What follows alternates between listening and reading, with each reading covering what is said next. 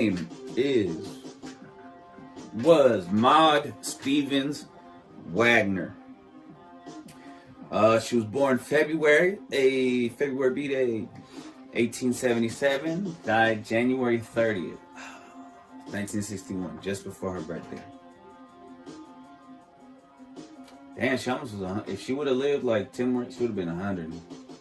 She was the first known female tattoo artist in the United States. She was born in Lyon County, Kansas, to David Von Brand Stevens and Sarah Jane McGee. David Van Brand Stevens. David Van Brand. What a stupid name. In the early 1900s, sorry, I'm just kidding. She first made a living as an acrobat, aerialist, and contortionist at the St. Louis World's Fair.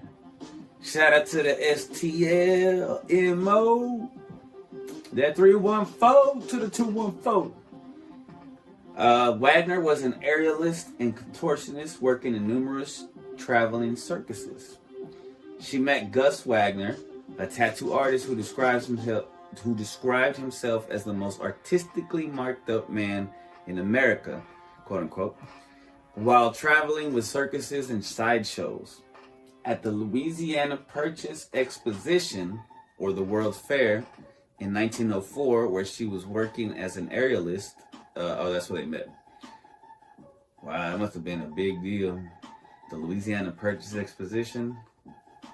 And then in parentheses it says the World Fair. That shit was probably super lit. I bet a lot of couples met up there because there's like people from all over the world. And then, man, back before internet. She exchanged a romantic date with him for a lesson in tattooing, and several years later they were married. Together they had a daughter, Loretta, who started tattooing at the age of 9 and went on to become a tattoo artist herself. Like Gus, Maud used the manual stick and poke method exclusively, despite the fact that that tattoo machines were becoming widely available and frequently used by other artists. So they didn't use the gun. They would actually, I don't know how it is, but I'm assuming manual stick and poke. So I'm assuming they're going pop, pop, pop, pop. It's crazy. Talking about OG. After her success in performing the skills, she passed it on to her daughter, Loretta. Interesting though, Maud refused to let Gus tattoo their daughter. This resulted in Loretta being one of very few tattoo artists to have never been tattooed. One account suggests that Loretta decided if she couldn't be tattooed by her father, then she wouldn't be tattooed by anyone. As an apprentice of her husband, Wagner learned how to give traditional hokey-pokey tattoos, despite the invention of the tattoo machine, and became a tattoo artist herself. Together, the Wagner were the last tattoo artists to work by hand without the aid of modern tattoo machines. Okay, so we know that she was the first known female tattoo artist. It didn't take long before she became covered in tattoo artwork, becoming into circus distraction herself and inked women, because back then it was chaos. Ink women.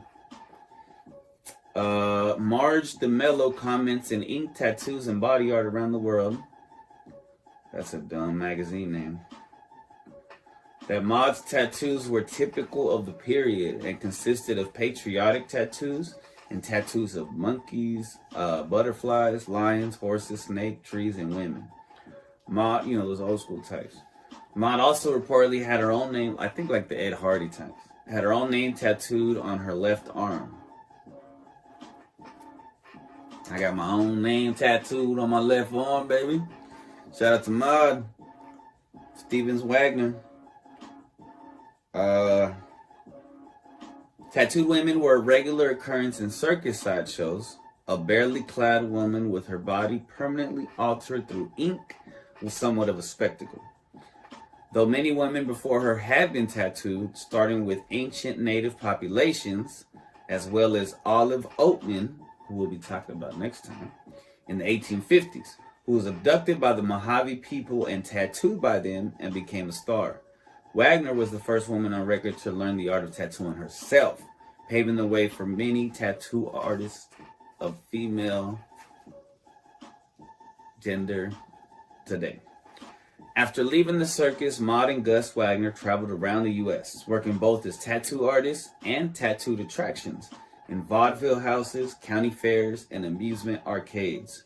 They are credited with bringing tattoo artistry inland, away from the coastal cities and towns where the practice had started. So I'm assuming, like, you know, the West Coast, New York, they were doing all that cool shit first, and then they started from the Midwest, baby, St. Louis, from the heart of the country, and they went out. All right, what's the next page? This is interesting. I forgot. So dope. Oh, the last sentence is her death. Maud Wagner died on January 30th, 1961. In Lawton, Oklahoma. She died of cancer. R.I.P. Maud. Applause for Maud. All right.